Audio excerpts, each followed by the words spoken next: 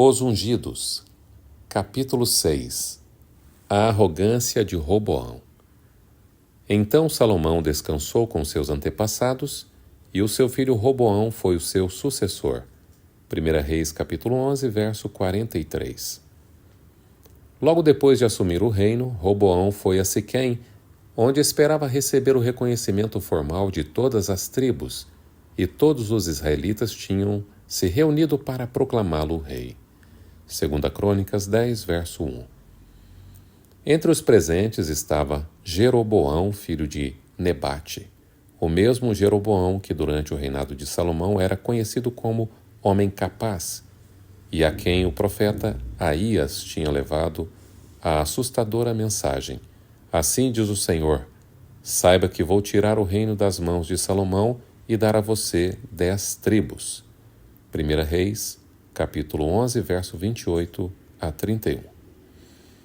Por intermédio de seu mensageiro, o Senhor falou de forma muito clara a Jeroboão.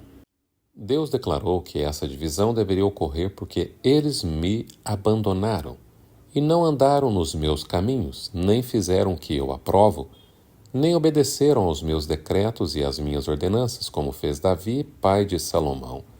Verso 33. No entanto, Jeroboão também recebeu instruções para que o reino não fosse dividido antes do fim do reinado de Salomão. Eu o fiz governante todos os dias de sua vida por amor a meu servo Davi, a quem escolhi e que obedeceu aos meus mandamentos e aos meus decretos. Tirarei o reino das mãos do seu filho e darei 10 tribos a você. Versos 34 e 35. Apesar de Salomão ter se esforçado a fim de preparar Roboão para enfrentar a crise com sabedoria, ele nunca foi capaz de influenciar o filho para o bem com a força necessária. Roboão, infelizmente, não recebeu a educação que deveria na infância. Sua mãe, uma amonita, desenvolveu nele um caráter fraco. Ele tentou algumas vezes servir a Deus, mas no fim cedeu às más influências que o rodearam desde pequeno. Nos erros da vida de Roboão e em sua apostasia final, vemos o terrível resultado da união de Salomão com mulheres idólatras. As tribos já estavam sofrendo havia muito tempo com as leis injustas do rei anterior. A extravagância levou Salomão a cobrar impostos muito altos e a exigir do povo trabalho em excesso. Antes de coroar um novo rei, os líderes das tribos decidiram descobrir se o filho de Salomão pretendia aliviar essas cargas. Então ele, Jeroboão e todo o Israel foram ao encontro de Roboão e disseram: Teu pai colocou sobre nós um jugo pesado, mas agora diminui o trabalho árduo e este jugo pesado, e nós te serviremos. Antes de apresentar a proposta para o seu reinado, Roboão preferiu aconselhar-se com autoridades do reino. Voltem a mim daqui a 3 dias. E o povo foi embora. O rei Roboão perguntou às autoridades que haviam servido seu pai, Salomão, durante a vida dele: Como vocês me aconselham a responder a este povo?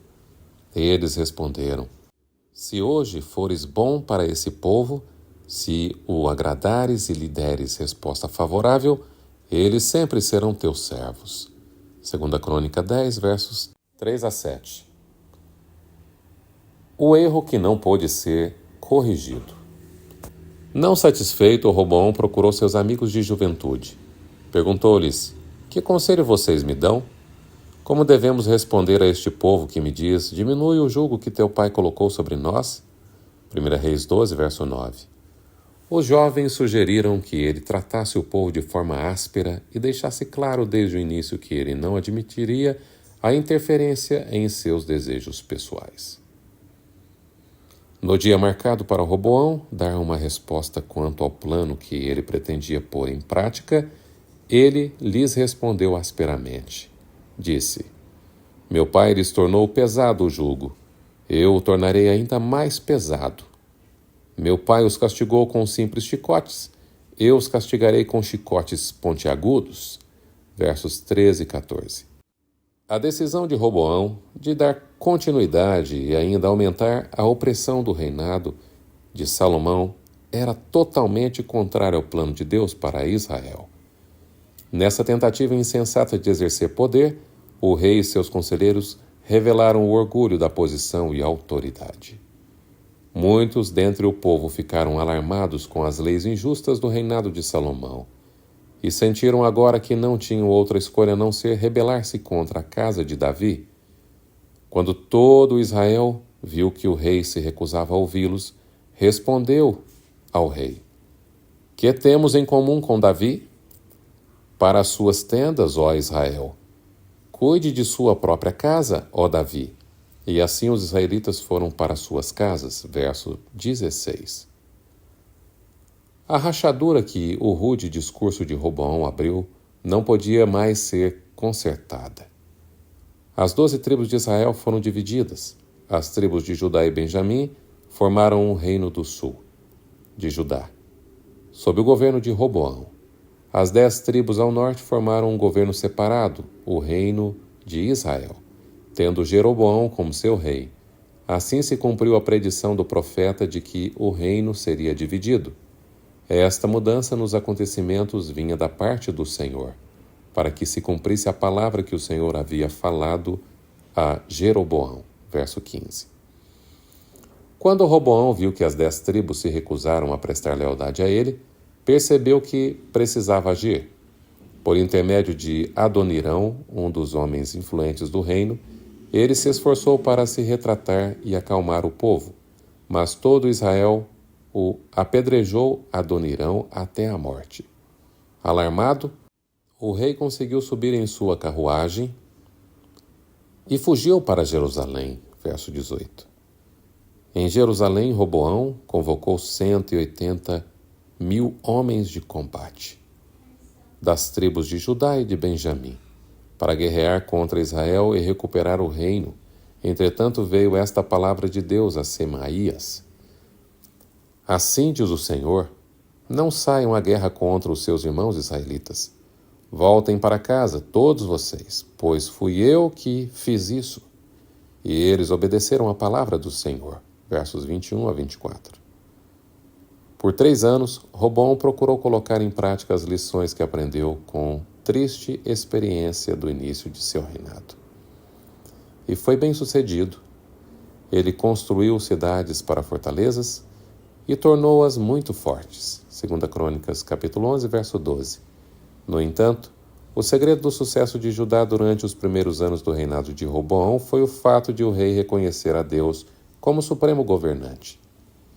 Isso deu às tribos de Judá e Benjamim uma grande vantagem, diz o relato. De todas as tribos de Israel, aqueles que estavam realmente dispostos a buscar o Senhor, o Deus de Israel, seguiram os levitas até Jerusalém para oferecerem sacrifícios ao Senhor, ao Deus dos seus antepassados.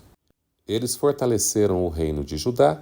Durante 3 anos apoiaram Roboão, filho de Salomão, andando nos caminhos de Davi e de Salomão durante esse tempo. 2 Crônicas, capítulo 11, versos 16 e 17.